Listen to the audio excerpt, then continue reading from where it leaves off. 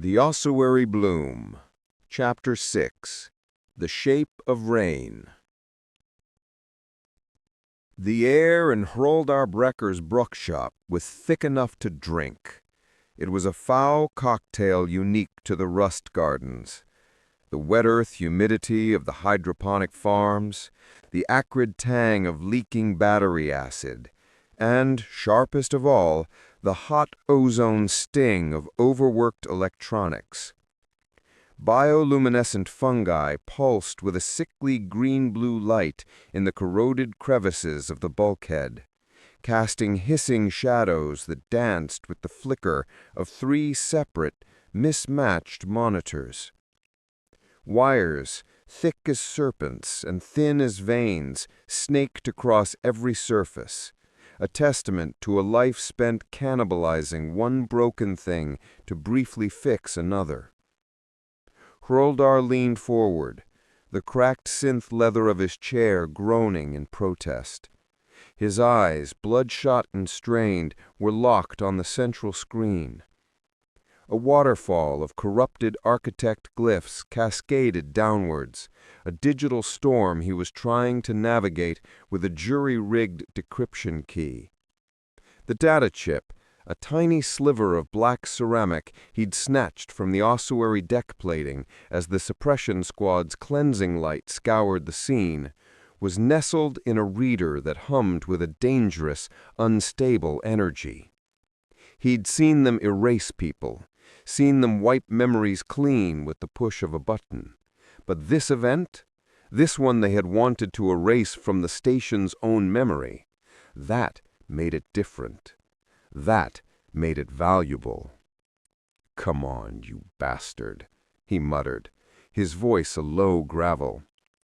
His fingers, scarred and calloused from decades of wrestling with rusted panels and live wires, tapped a command into a secondary console, attempting to brute force a handshake with the chip's security protocols. For a moment, the cascade of glyphs stuttered. A block of text held, quivering. Hroldar held his breath. Then the screen flashed a violent crimson, a single mocking error code blinking in its center. Encryption integrity uncompromised. Access denied. He pushed himself away from the console, the chair scraping loudly against the grated floor. The effort felt monumental. He was tired, not just from the last 18 hours spent wrestling with this chip, but a deeper, soul-level exhaustion. He remembered the faces of the dregs who worked the filtration vats, their expressions a mixture of terror and awe as the resonance event had unfolded. He remembered the detached, clinical cruelty of the architect squad. They moved like wraiths in their sterile white armor, not soldiers, but exterminators. They hadn't cared about the people. They had only cared about the anomaly, and about recovering this tiny, stubborn piece of data. His gaze fell on a faded holopic taped to the edge of a monitor.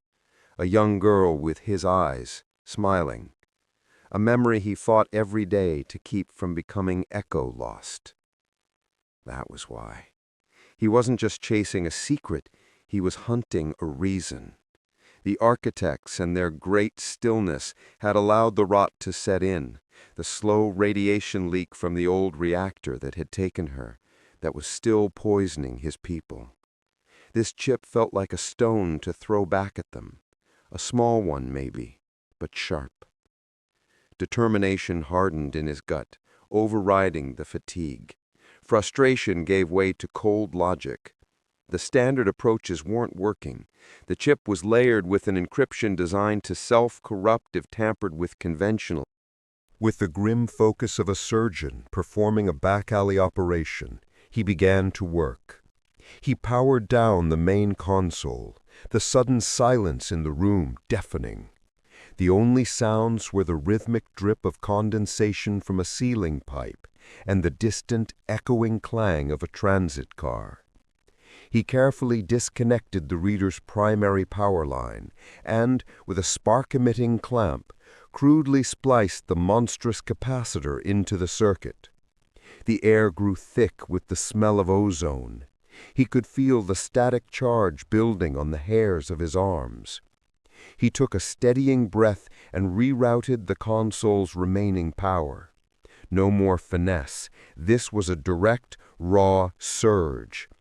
He toggled a switch on his cobbled-together command board. The capacitor whined, a terrifying, rising scream of tortured metal and stored energy. The lights in his workshop flickered, died, then flashed back on at half strength. The central monitor, which he had left connected, flared white, a blinding flash that forced him to look away. Then silence. The wine was gone. The only light came from the pulsing fungi. The monitor was black, utterly dead. "Void-born scrap," Hroldar hissed, the words hollow in the quiet room. He felt a wave of cold, empty defeat wash over him. He'd lost. He'd had his one chance at the truth, and he'd fried it. He slumped in his chair, staring at the blank screen, the reflection of his own tired face staring back. He was about to cut power to the whole rig when a single, tiny point of light appeared. A green cursor, blinking steadily in the top left corner of the dead screen. Blink. Blink. Blink. Then a torrent. A chaotic flood of raw data poured onto the screen, no longer in elegant, encrypted glyphs, but in raw, ugly system text. It was a mess, 99% of it administrative logs and architect protocol jargon. Sanitization sweep complete. Harmonization Protocol 7 initiated on witnesses. Biomass integrity failure in Cryopod 77B3. His eyes scanned the garbage text, his heart hammering against his ribs. He was looking for a needle in a digital haystack. He saw the designation for the event, Resonance Event Epsilon 9. He saw status reports, energy readings, all the banal detritus of a bureaucracy covering its tracks. He was about to write it all off as a loss, another dead end. But then, buried deep within a subroutine logging personnel cross-references linked to the affected cryopod, a single line snagged his attention. It was different from the numerical designations and protocol names. It was a name. Cross-reference resonance anomaly with station personnel file, Thorn, Heiress, Doctor. Hrelthin froze. Leaning so close to the screen, his breath fogged the surface. He traced the letters with a grimy finger. A doctor. This wasn't a random system failure. It was connected to a specific person. A few lines further down, amidst a string of corrupted code, was a partial location marker, a ghost of a directory path from before the purge. Last known station assignment, XENOLINGUISTICS, SECB. Xenolinguistics, Ossuary Level 4. The fatigue, the frustration, the despair, it all evaporated, burned away by a sudden, white-hot clarity. This was it. This was the thread. The architects weren't just hiding a technical malfunction. They were hiding a person's involvement. Dr. Heiress Thorn, a name to go with the mystery. A target.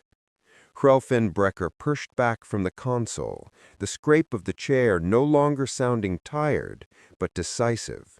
The green light of the screen reflected in his eyes, which were now sharp, focused, and filled with the cold fire of a hunt about to begin. The lab was a mausoleum of forgotten languages.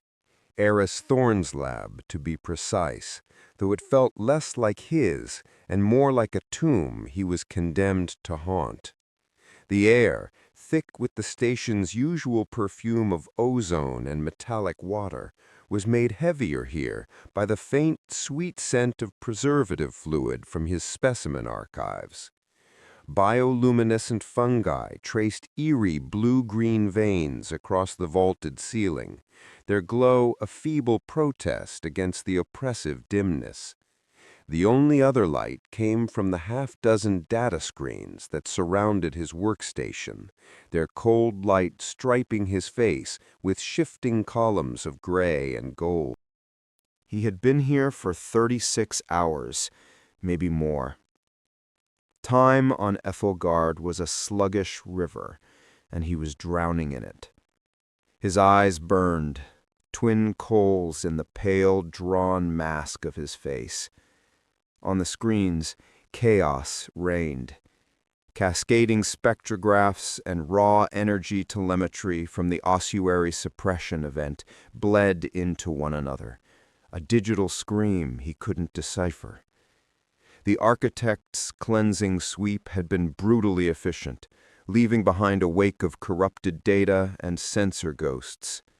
They called it a system glitch, a power surge, a lie. Aris knew better. He had been there. He'd seen the shape in the cryogenic mist, the brief, impossible flicker of intent in a pod that had been cold for 60 years.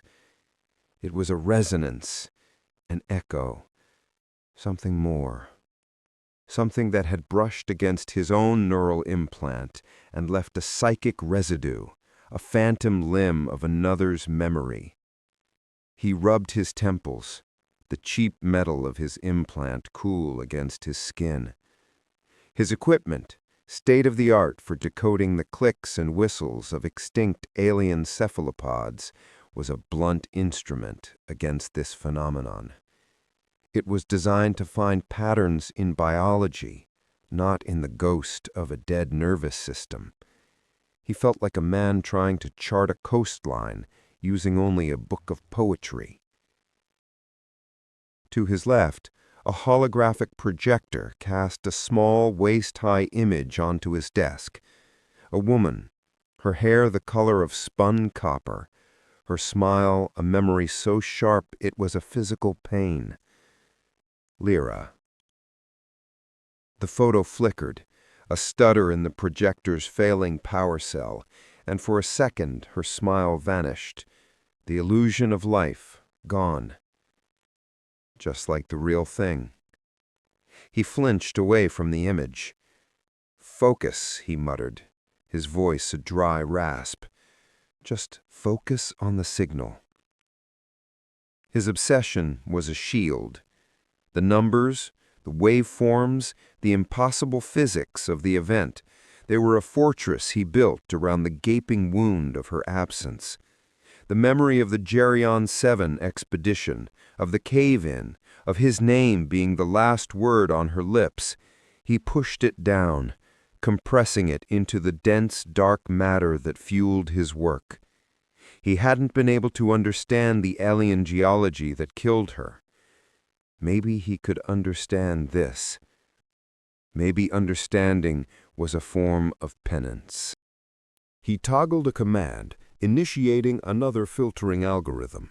This one was designed to isolate non-biophonic signals, to sift out anything that didn't conform to the known syntax of living communication. He was looking for the negative space, the silence that shouldn't be there. The screens refreshed, the torrent of data thinning to a trickle of useless static. The constant low hum of the station's life support seemed to grow louder, punctuated by a rhythmic drip of condensation from a corroded pipe overhead. Drip, drip, drip. The sound was a form of water torture, eroding his concentration. He was about to scrap the entire data set, to finally succumb to the exhaustion gnawing at him, when he saw it. Not a sound, not yet. A flicker. On the primary acoustic spectrograph, a line of code scrolled past showing the filter's progress. Noise floor delta 0.001%. Below it, a single anomaly, a microvariance in the background radiation, lasting less than a second, but repeating precisely every 17.3 seconds. His breath caught in his throat. It wasn't random. His fingers flew across the holographic interface, the light painting frantic patterns in the air. He isolated the 17.3-second segment. He amplified the temporal resolution, magnifying the sliver of time until it filled the central screen. The chaos resolved. It was still noise, the hiss of the cryopumps, the whine of the suppression field, the distorted echo of the architect's comms. But beneath it all, buried so deep it was little more than a whisper of mathematics, there was something else. He initiated a cascade of audio filters, peeling back the layers of sound like an archaeologist brushing away centuries of dust. First, the high-frequency whine of the suppression field. Gone. Then, the low-frequency thrum of the station's substructure. Gone. He was left with a wash of white noise, the sound of a dead channel. His heart sank. Nothing. Another dead end. He was an echo-lost fool chasing shadows. But the periodicity, 17.3 seconds. It couldn't be a coincidence. He ran one last desperate process, a phase cancellation algorithm. He took the signal from the first 17.3-second interval and inverted it, layering it over the second. The random noise, by its very nature, would cancel itself out. Anything that remained, anything that was identical in both segments, would be amplified. For a moment, there was nothing but the hum of his console. Then a sound emerged from his speakers. It was faint, clean, and utterly alien. A sequence of 3 clicks, high-pitched and sharp, almost like snapping fingers, followed by a soft, bell-like chime that held for a single, perfect beat, and then a low, resonant thrum that decayed with perfect logarithmic precision over the space of 3 seconds. Click, click, click. Chime. Thrum. Aris leaned back in his chair, his body suddenly weightless. The grief, the exhaustion, the suffocating presence of the past, it all evaporated, burned away by a sudden, violent fire of pure intellectual ecstasy. His skin prickled. His mind, moments ago a swamp of despair, was now a razor. He played it again. Click, click, click. Chime. Thrum. It wasn't a voice. It wasn't language as he knew it. But it was structure. It was syntax. It was a signal deliberately placed inside the noise, a message in a bottle thrown into an ocean of static. This wasn't a system glitch. It wasn't a random energy spike. This was information. A single dry laugh escaped his lips. It sounded like tearing paper. "It's a syntactic ghost," he whispered, his eyes wide, locked on the waveform. "It's a fragment, an artifact. This is proof. This is real." He hit a command, looping the sound. The strange, sterile sequence filled the silence of his lab, an unnatural heartbeat in the station's decaying body. He felt the old familiar obsession take hold, the thrilling, dangerous current that had cost him everything once before. But this time felt different. This wasn't about ambition. This was about a truth that had been deliberately buried. He glanced at the hologram of Lyra. The projector flickered again, and for an instant the light shifted. Her serene, memorialized expression seemed to change. The curve of her smile seemed less sad, more knowing. as if she had been waiting for him to finally hear it too. The clicks and chimes played on, a chilling lullaby for the dead. Aris didn't look away from the screen. He was no longer just a mourner. He was an investigator. The lift ascended in a column of pressurized silence, a stark contrast to the cacophony of the ossuary levels she had just left. Vespera Lyrian watched the deck numbers climb, her own reflection a pale ghost in the polished chrome of the door. The image was a lie of composure. Beneath the immaculate lines of her gray architect-technician uniform, her skin crawled. She could still feel the phantom vibration of the suppression pulse, the way it had torn through the air with a sound like shattering glass. She could still see the dread scavenger's face, contorted in terror, just before the suppression team had casually broken his arm and dragged him away. She flexed her fingers, the knuckles white. A necessary measure. An unfortunate but required application of force to restore order. The words were a catechism she had repeated to herself for years, the foundation of her service. But the memory of the resonance echo, the way it had almost formed a human shape, its silent scream absorbed by the nullification field, refused to be categorized so neatly. It felt less like a system glitch and more like an execution. The lift chimed, a soft melodic tone reserved for the upper spires. The doors hissed open onto a different world.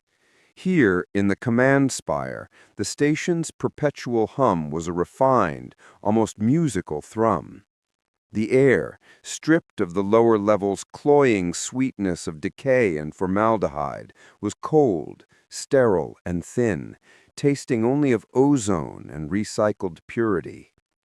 The corridor was a minimalist expanse of dark, matte gray paneling, lit by a single, recessed line of pale blue light that ran along the floor, guiding the way to the High Praetor's sanctum.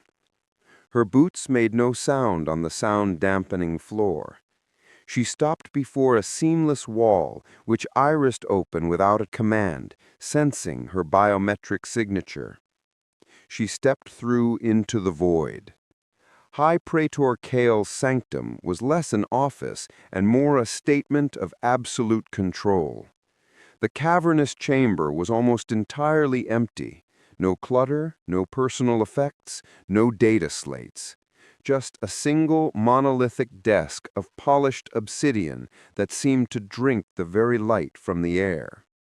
The far wall was a single colossal sheet of transparent steel, so vast it was almost invisible, showcasing a breathtaking, terrifying view of the gas giant Hroldar orbited. Its swirling storms of ochre and viridian churned in silent, cosmic violence.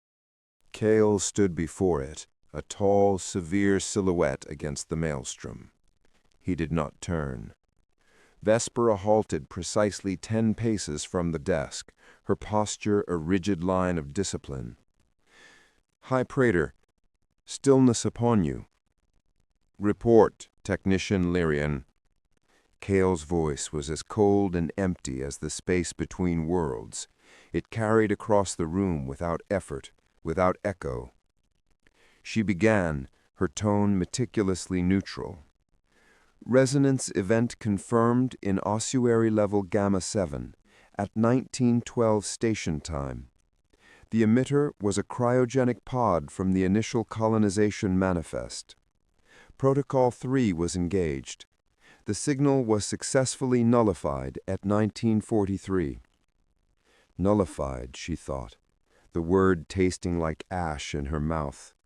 She didn't report the way the echo had seemed to look right at Aris Thorne, or the brief, impossible flicker of recognition she herself had felt.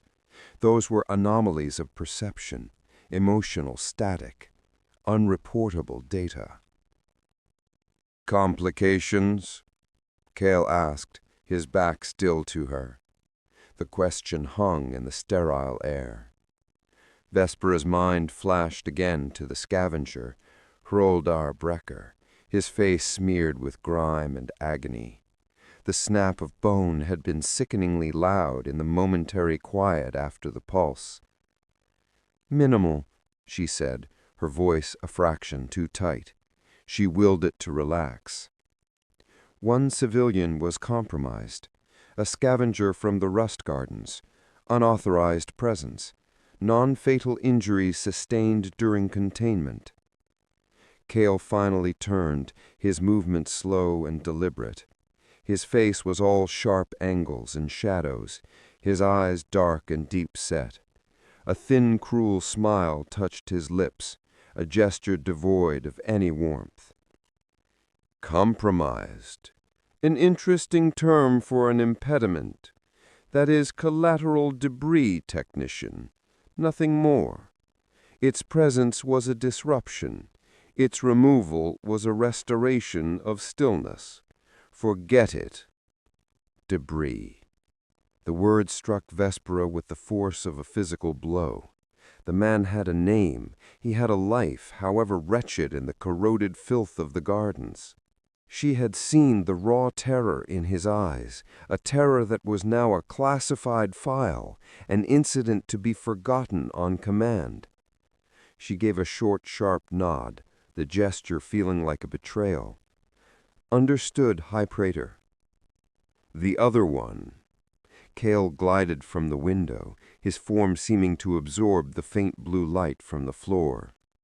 "The witness, the disgraced xenobiologist, Thorn." "He was present," Vespera confirmed, choosing her words with extreme care. "He observed the nullification. He showed, unusual interest in the event's nature." Cale stopped directly in front of her, so close she could smell the faint antiseptic scent on his uniform. His gaze was an invasive force, a scalpel probing for weakness. "Unusual interest is the precursor to emotional contagion, Vespera. Intellectual curiosity is the first symptom of corruption." He circled her, a predator assessing its prey. "It is a sickness of the mind. It begins with a single unanswered question.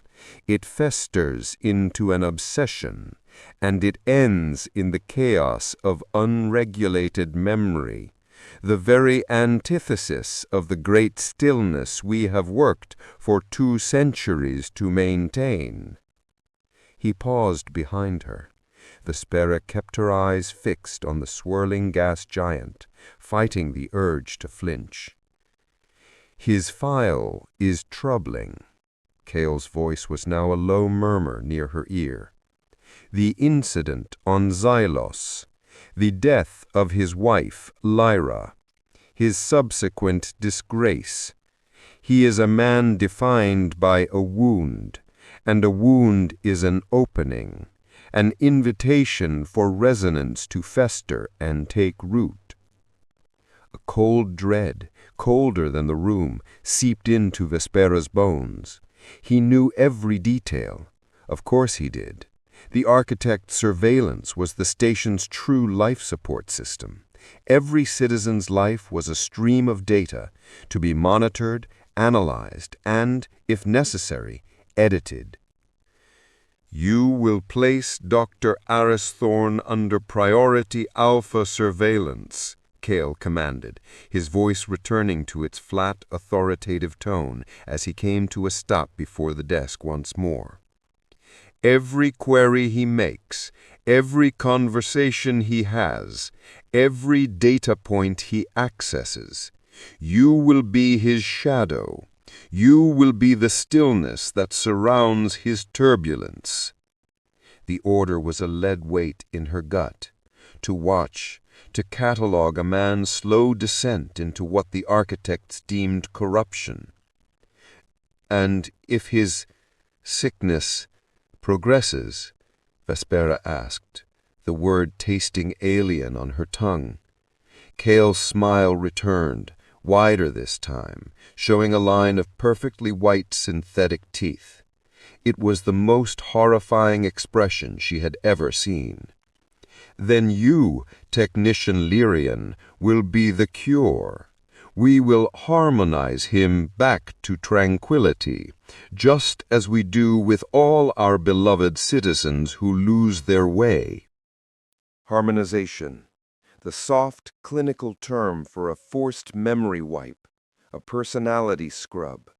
It was the ultimate expression of the architect's power, not to kill a person, but to erase them and leave the body behind. "I understand," she said. Her own voice sounded distant, robotic. "See that you do. Stillness upon you, Vespera." It was a dismissal. She turned with practiced precision and walked out of the sanctum. The wall irised shut behind her, cutting off the view of the gas giant and the chilling emptiness of the room. She was back in the blue-lit corridor, the familiar low-level scent of the station's recycled air washing over her. She stopped, catching her reflection in a dark, dormant communications panel on the wall. The face that stared back was hers, but the professional mask was gone. In its place was a woman pale with a new and terrible understanding. The word debris echoed in the quiet of her mind, followed by the chilling promise of a cure. For the first time, the great stillness she was sworn to uphold felt less like peace and more like the suffocating silence of a tomb. The sound was an intrusion of solid matter into a world of ghosts. A hard, percussive thump-thump-thump that was not the rhythmic drip of condensation into a corroded pan, nor the electric fizz of a dying power conduit. It was flesh and bone against metal, a demand for entry. Aris Thorne froze, his stylus hovering over a holographic projection of a neural lattice. The delicate, glowing architecture of the model shivered in the air, its light glinting off the sweat on his brow. Outside his cramped laboratory, Ethelbard hummed its usual funereal dirge. The groaning of stressed metal, the ceaseless whisper of recycled air, the faint, cloying sweetness of the ossuary levels seeping up through the floor grates. But this knock was a new sound, a violent one. Paranoia, cold and sharp, coiled in his gut. No one came to his lab. He was a pariah, a ghost in his own right, left to his disgraced research by the grace of the architect's indifference. Visitors were not a social call. They were a complication, a threat. His first thought was of them, the gray-robed technocrats, the silent enforcers of the great stillness. Had he been too loud in his grief? Had his recent unsanctioned queries into the ossuary's power logs flagged some automated warden? He killed the hologram with a gesture, plunging the room into its default state of gloom, lit only by the emergency strips along the floor and the sickly green glow of a patch of bioluminescent fungi he'd been cultivating in a cracked nutrient vat. The air tasted of ozone and regret. Slowly, silently, he moved to the wall panel beside the reinforced door. His fingers, trembling slightly, keyed in the sequence to activate the external pict recorder. A grainy, monochrome image flickered to life. A face, stark and weathered, filled the small screen. It was a man older than Eris, with a cartographer's map of hardship etched around his eyes and mouth. The skin was leathery, the kind that came from years spent in the humid, irradiated hell of the rust gardens. A thick, unkempt beard, streaked with gray, covered a jaw set in a line of grim impatience. This was not an architect. This was a dreg, a scavenger, something far more unpredictable. Eris's hand drifted to the intercom switch. He hesitated, his own reflection a pale, haunted mask in the dark screen. What could a man like this possibly want with him? He pressed the button. The speaker crackled. "State your purpose." His voice, filtered through the cheap system, sounded hollow and distant, a stranger's command. The man on the screen didn't flinch. His eyes, dark and piercing, seemed to look right through the camera, through the meter-thick door, and into Eris himself. "Are you Dr. Eris Thorne?" The voice was a low gravel, rough as unpolished iron. "I'm dizzy," Eris said, his voice tight. "Whatever you're selling, I'm not buying." The man let out a short, humorless puff of air that might have been a laugh. "Not selling. Don't have all cycle for this, Doc. Open up." "I don't open my door to unsolicited callers. It's a matter of station protocol and personal security." The word sounded flimsy even to him. "Protocol?" The man scoffed, the word a piece of filth in his mouth. "Right. Look, I was in the lower Ossuary an hour ago, near Cryo Bay GAMMA7. Saw a little light show. Saw the architect's janitors come in to clean it up." Eris's blood went cold. GAMMA7. He had been there, hidden in a maintenance alcove, witnessing the resonance event. The formless shimmer, the wail that sounded so much like Lyra's gasp. He had watched the architects of silence descend, their suppression fields reducing the phenomenon to static in seconds. He thought he had been alone. I don't know what you're talking about," Eris lied, his heart hammering against his ribs. The man's eyes narrowed. "Yeah, you do. You were there. I saw you slip out. But that's not my business. This is." He raised a hand into the camera's view. Pinched between a calloused thumb and forefinger was a small, dark rectangle. A data chip. It looked like standard station issue, but Eris could see a crack running across its casing, as if it had been discarded or dropped from a height. When the janitors left, they were sloppy. "In a hurry," the man said, his voice dropping slightly. "One of them dropped this. I figured anything the architects want to throw away that badly is probably worth picking up." Eris stared at the chip, his mind racing. Evidence, something tangible. He had been chasing ghosts, whispers in the machine, patterns and data streams that could just be his own fractured psyche, projecting meaning onto noise. But this was a physical object, a piece of the puzzle dropped by the very people trying to hide it. "What has that got to do with me?" Eris asked, his voice barely more than a whisper. "I decrypted the header," the man said, a flicker of something, pride perhaps, in his weary expression. "It's a fragment, a suppression log, but there's a subfile embedded. A manifest of personnel flagged for resonance sensitivity. Your name's on it, Doc, right at the top." The sterile air in the lab suddenly felt thick, suffocating. "My name." The words echoed in the silent space of Eris's skull. It wasn't just his guilt, his private obsession.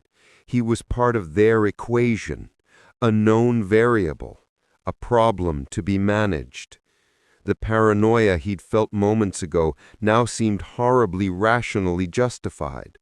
"So," the stranger continued, his voice a low, insistent rumble, "I'll say it again. This has your name on it. We need to talk about what the architects threw away." Eris looked from the man's unyielding face to the data chip he held. It was a key. Or a trap, or both. To leave the door closed was to remain safe in his tomb, haunted by questions he could never answer. To open it was to invite the chaos of the outside world in, to trust a man who looked like he'd cut your throat for a ration bar. But he offered something Aris craved more than safety, more than stillness. He offered a breadcrumb on the path to Lyra. The sigh escaped his own lips, a surrender. His desire, that terrible, obsessive need to understand, was a stronger force than his fear. It always had been. It was the flaw that had cost him everything. And here it was, demanding another sacrifice. With a final, resigned breath, Aris reached for the door controls. He bypassed the magnetic locks, his fingers tracing the cold metal of the panel. "What's your name?" he asked the intercom, his voice steady now. A long pause. The man on the screen seemed to consider the question, as if a name was a commodity he was reluctant to part with. "Hroldar," he finally grunted. "Hroldar Brekker." Aris pressed the release. There was a loud clank, followed by a heavy hiss of decompressed pneumatics. The door slid sideways into the wall with a groaning shudder, revealing the dimly lit corridor beyond. The air that washed in was cooler, thick with the metallic tang of recycled water and the ever-present funereal scent of formaldehyde. Hroldar stood there, a silhouette against the flickering neon advertisements bleeding down from the Viridia Spire access way. In person, he was larger, more solid than the grainy picked image had suggested. His worn jacket was patched with synth leather, and the faint acrid smell of the rust gardens, of metal rot and chemical processing clung to him. He didn't smile. He just held Aris's gaze, his expression a mixture of cynicism and grim purpose. He stepped over the threshold, his heavy boots echoing on the plasteel floor of the lab. The door hissed shut behind him, sealing them in together. "Nice place," Hroldar said, his eyes scanning the decaying equipment and cluttered workspace. "Real cozy." He tossed the data chip onto Aris's workbench.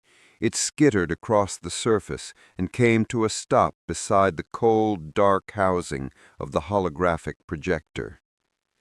"Now," Hroldar said, turning his full attention back to Aris, "let's see what they're so afraid of." The air in the surveillance post was thin and cold, heavy with the electric tang of ozone and the faint cloying sweetness of distant hydroponic bouquet. Vespera Lyrian sat encased in the gloom, her face illuminated by the soft blue-gray light of a dozen monitors. Her post was a forgotten node, a repurposed prayer alcove carved into the dense Gothic superstructure of the Viridia Spire. Its stained glass window now sealed with plates of welded scrap. Outside, the station groaned, the eternal aching hum of failing life support. Inside, the only sounds were the whisper-quiet whir of her console's cooling fans and the rhythmic, maddening drip of condensation somewhere in the ceiling above. Drip. Drip. A metronome counting down to nothing. Her fingers moved with practiced economy across the cool haptic surface of the control panel. Stillness upon you. The words, the station's vapid greeting, were a mantra for her work. Her motions were still, her thoughts ordered, her purpose clear. Maintain the great stillness, identify the corruptions, tag the dissonant threads before they could be woven into a tapestry of chaos. On screen 7, Dr. Aris Thorne paced his laboratory. The feed was from a thermal imager hidden in a defunct sprinkler head, painting the xenobiologist in shifting hues of orange and red against the cool blue of his surroundings. He was a primary target, flagged, resonance sensitive. His proximity to the recent Ossuary event was more than a coincidence. It was a symptom. He moved with a jerky, nervous energy that grated on Vespera's meticulously curated calm, a frayed nerve in the station's body. He ran a hand through his hair, his thermal signature flaring with agitation, a violation of stillness. On screen 3, another target, this one a low-priority flag, a chromic irritant. Hroldar Brekker, a dreg from the Rust Gardens, his file thick with citations for black market data trafficking and unauthorized system access. The current feed showed him in a public corridor, a grainy image from a security camera whose lens was webbed with grime. He was a creature of shadow and rust, his posture a permanent crouch, his face obscured by a heavy hood.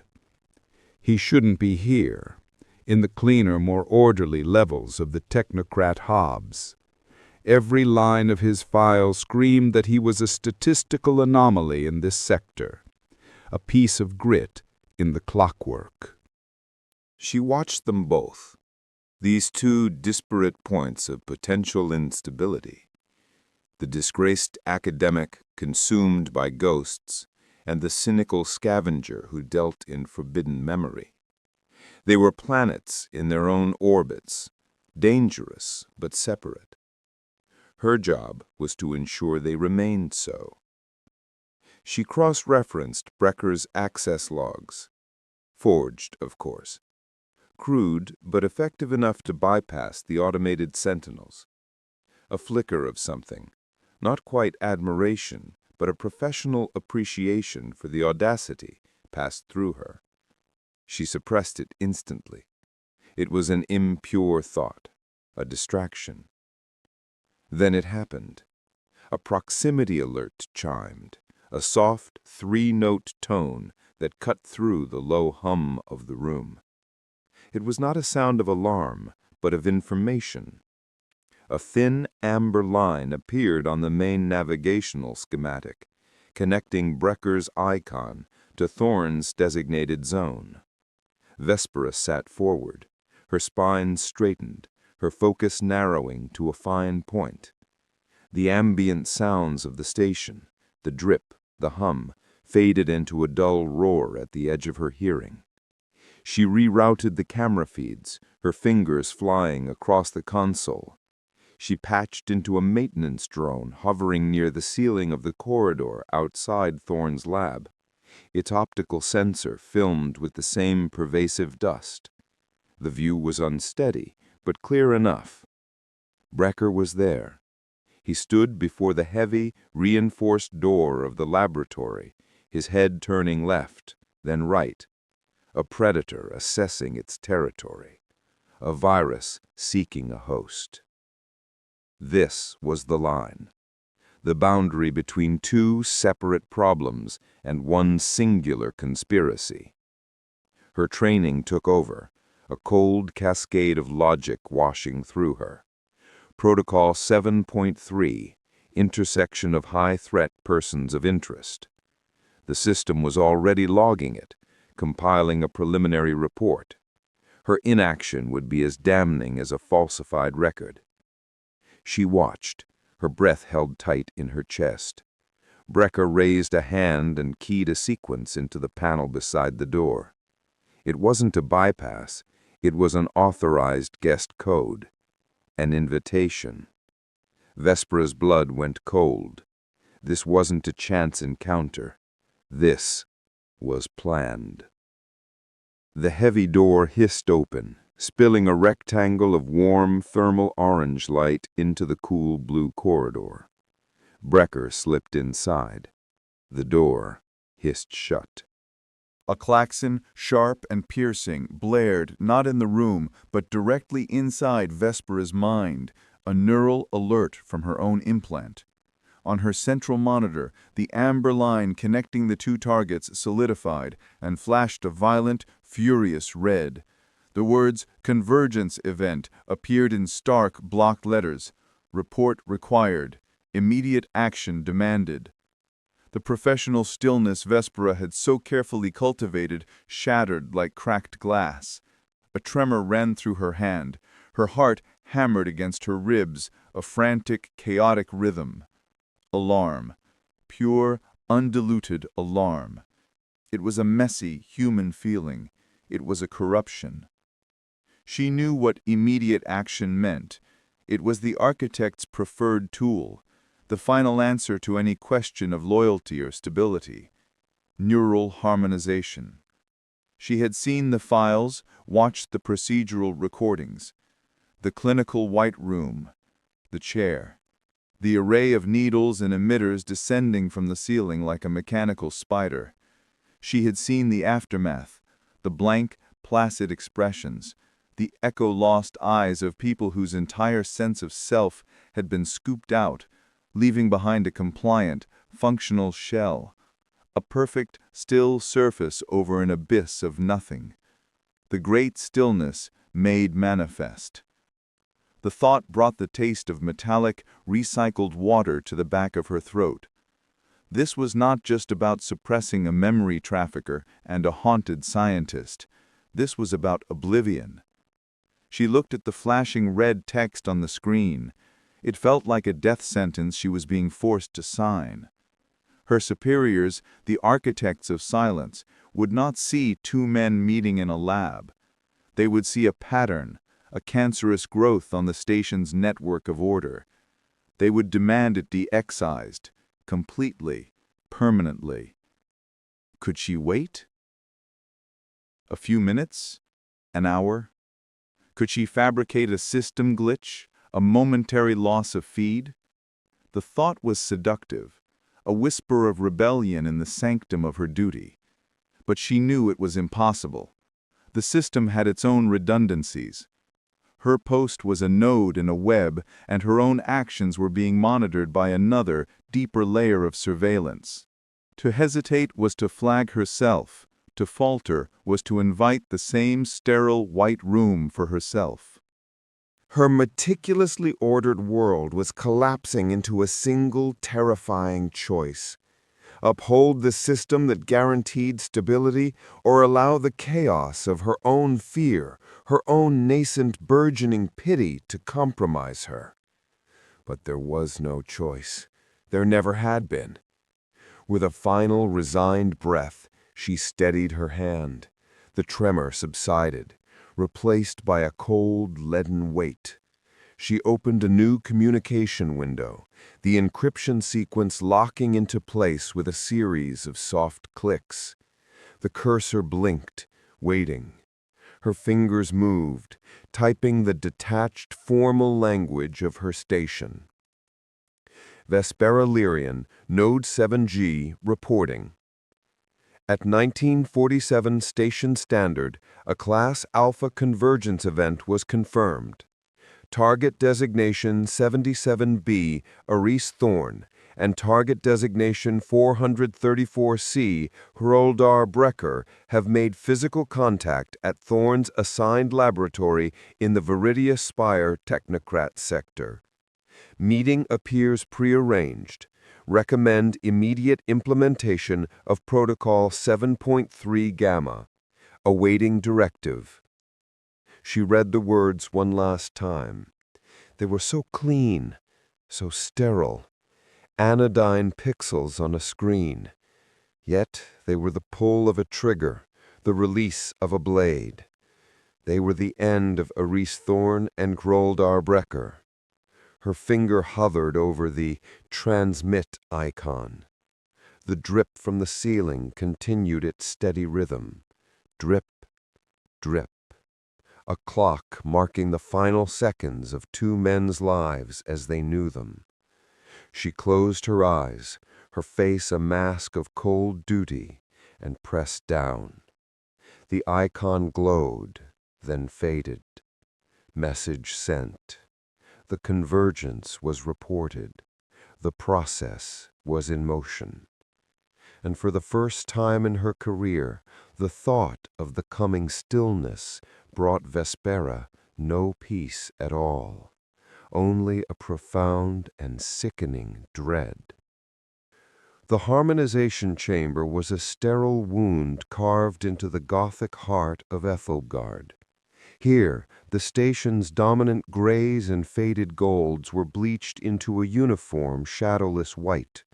Walls of polished polymer curved upwards to meet arches that had been stripped of their gargoyles and filigree, leaving only the clean, skeletal lines of a forgotten faith.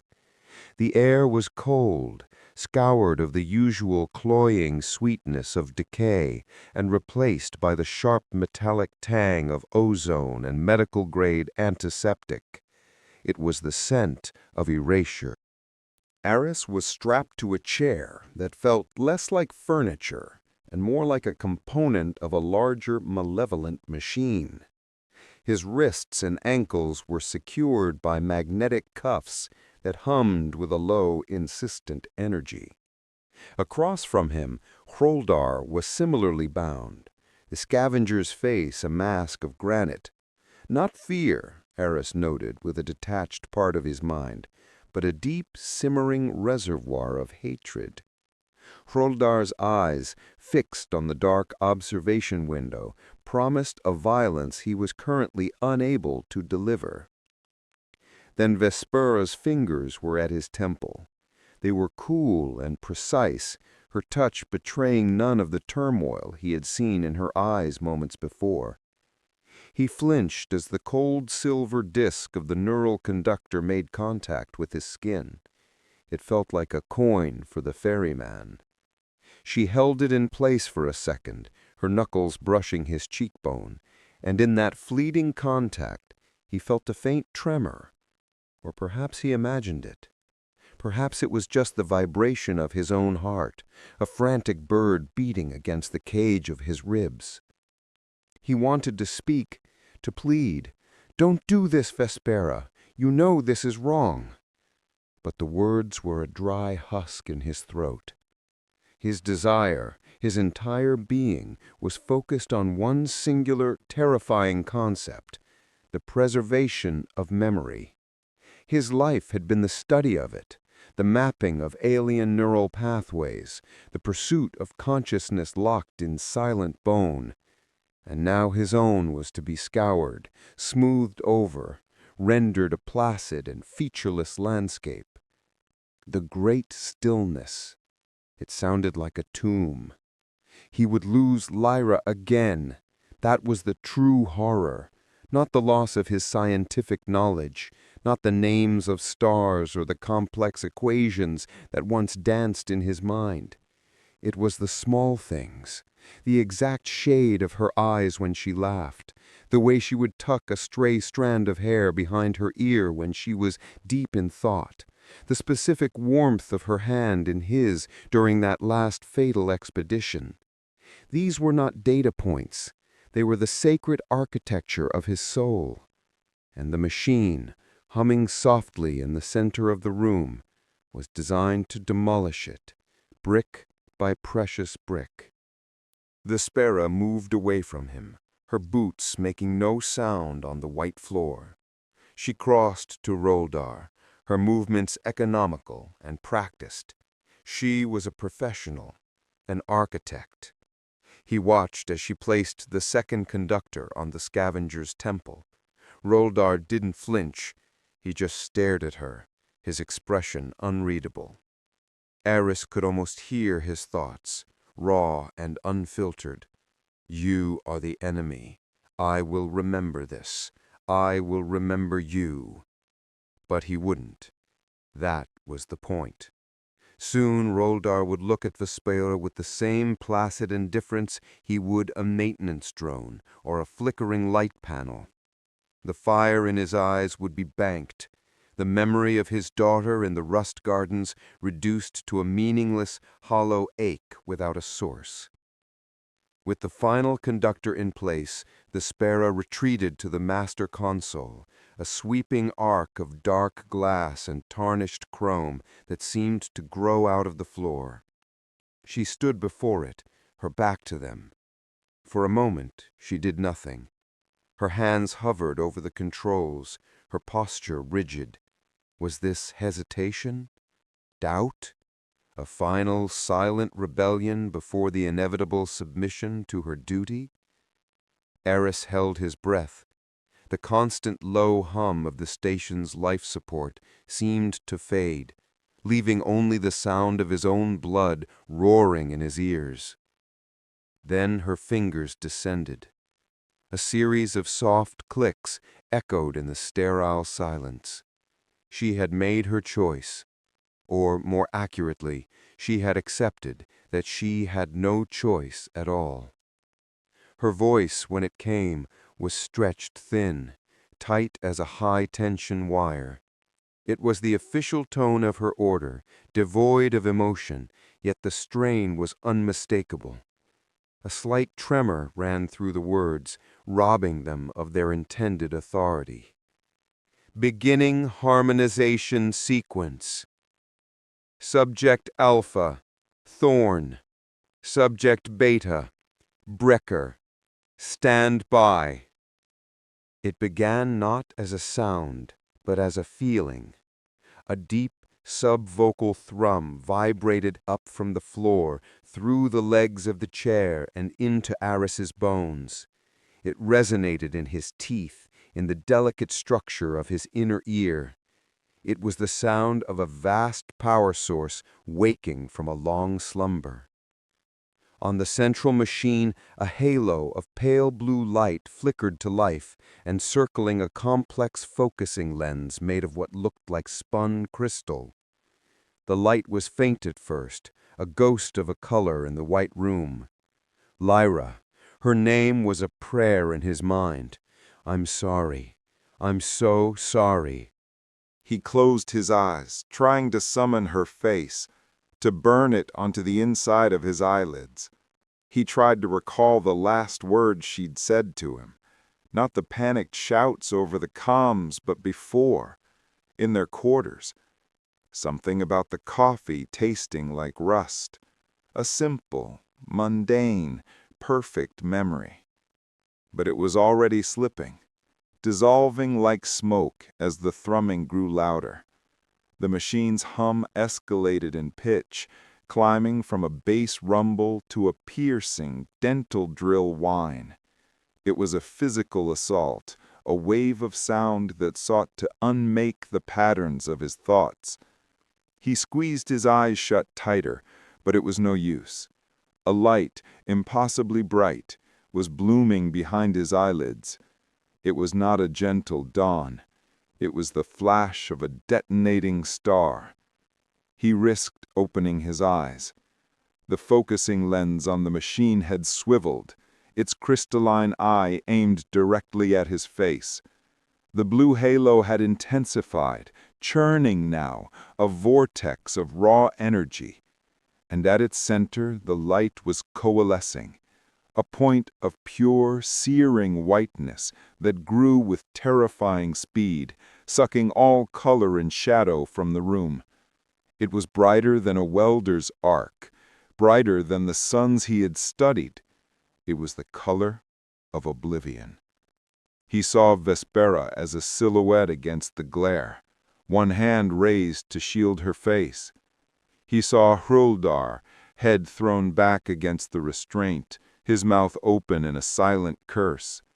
The whine reached an unbearable crescendo. The white light pulsed once, a monstrous heartbeat, and then it lunged. A solid beam of pure, agonizing light erupted from the lens and struck him, not in the eyes, but in the mind. There was no heat, no physical impact, just a sudden, total, and terrifying presence. The beam was not just light, it was a conduit, and something was pouring through it. He felt the cold, invasive touch of the harmonization code begin to probe the outer edges of his consciousness, seeking the first thread of memory to pull. And for a heart-stopping second, he felt it succeed. The memory of Lyra's coffee. It frayed at the edges. It went gray. This was it. This was the end of Aris Thorn, the end of everything he had ever been. He was a book being thrown into the fire, and he could feel the edges of his own pages begin to curl and blacken. The harmonization chamber was a sterile cathedral dedicated to the great stillness. Vespera Lyrian was its priestess. Her fingers moved with practiced economy over the cool, obsidian surface of the control console. On the far wall, a dozen monitors displayed the chaotic neuronal weather of the two men strapped into the suppression chairs. Jagged green and blue lightning strikes of unwanted memory smoothed into placid waves of compliant thought. It was a necessary, clean process, an act of mercy. Stillness upon you. The words were a prayer in her mind, a mantra against the untidy storms of human consciousness. In the left chair, the scavenger, Hroldar Brekker, was a block of weathered granite. His eyes were squeezed shut, his jaw set, enduring the preliminary neural alignment with a stubborn, silent fury. He was simple, predictable, a problem to be managed and erased. But the man in the right chair, Dr. Aris Thorn, he was different. His head was lolled back against the restraint, but his eyes were open, staring at the vaulted Gothic ceiling where grime clung to the ribs of steel. He wasn't fighting the procedure. He seemed hollowed out, a vessel waiting to be filled with the proper emptiness. Vespera felt a flicker of something, pity perhaps, and ruthlessly suppressed it. Emotion was the sickness. The architects offered the cure. "Initiating Phase 2, she announced, her voice calm and even in the quiet hum of the room. "Memory, cascade, and suppression." She keyed the command. The hum of the chamber's lifeblood deepened, a low thrum that vibrated up through the soles of her boots. The data streams on the monitors should have begun their elegant, controlled decay. Instead, they flickered, violently. A spike of raw, unfiltered data as red as blood shot across all 12 screens. An error code flashed on her console. Resonance cascade detected. System override. Impossible. That word wasn't part of the system's lexicon. "Hold!" Vespera muttered, her fingers flying across the panel, trying to force a diagnostic, to regain control. The console was dead, a cold, unresponsive slab. A pressure began to build behind her eyes, a familiar station-wide headache, but amplified, focused, as if someone were pressing their thumb directly into her brain. The air grew thick, heavy with the scent of ozone and something else. Something cloying and sweet like formaldehyde and dying flowers. The hum pitched higher, becoming a thin, keening whine. On the monitors, the chaotic streams of data were no longer random. They began to move in concert, flowing like iron filings toward an unseen magnet. The jagged lines softened, bled into one another, swirling into grayscale pools of information that began to resolve. This wasn't a glitch. This was a hijacking. "What's happening?" Hroldgar's strained voice cut through the noise. He was pulling at his restraints now, his stoicism finally cracking. Vespera didn't answer. She couldn't. She could only watch, her professional detachment dissolving into cold dread as the swirling data coalesced. On every screen the same image began to form, pixels knitting themselves into a photograph developing from nothing. The curve of a cheek, the line of a jaw, a fall of dark hair.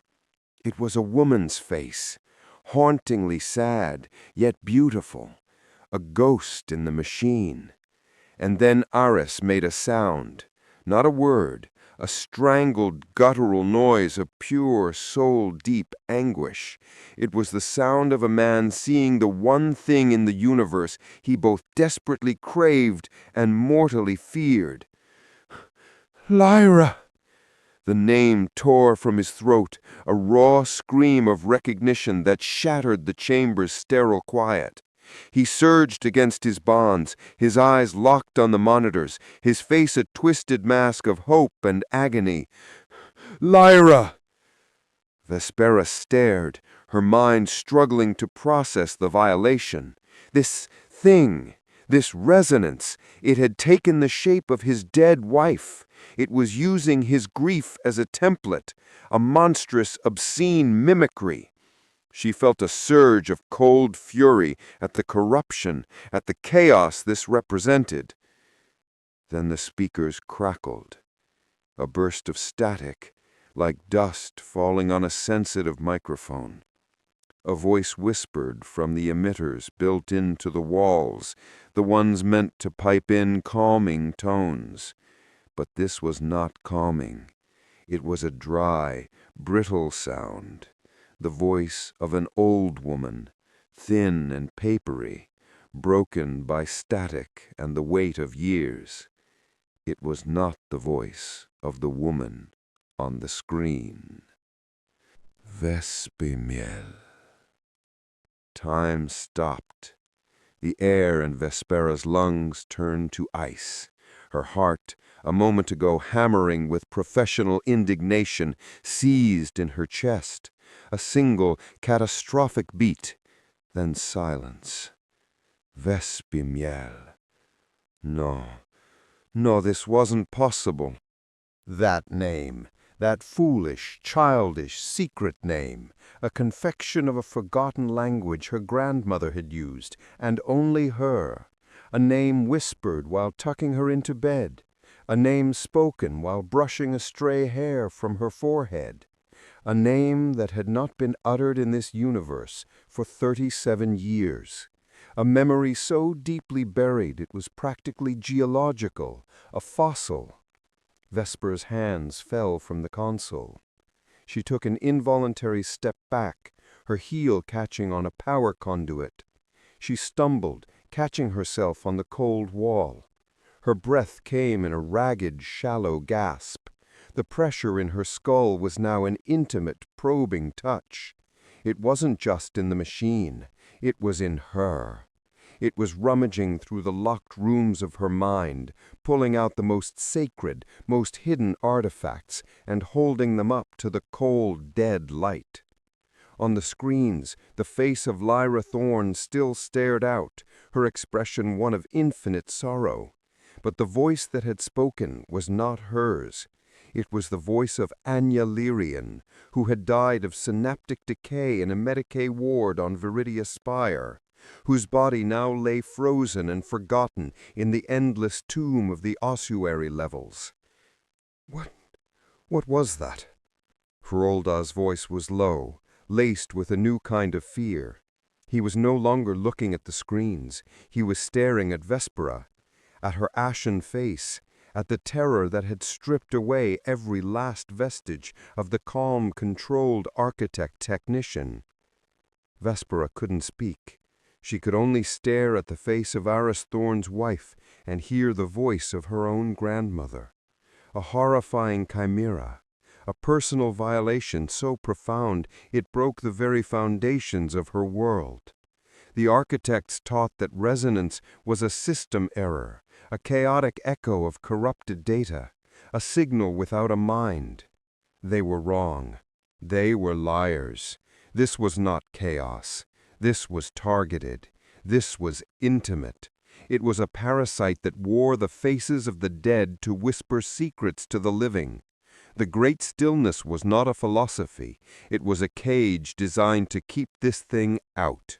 And Vespera, a loyal jailer her entire life, had just heard it pick the lock of her own soul.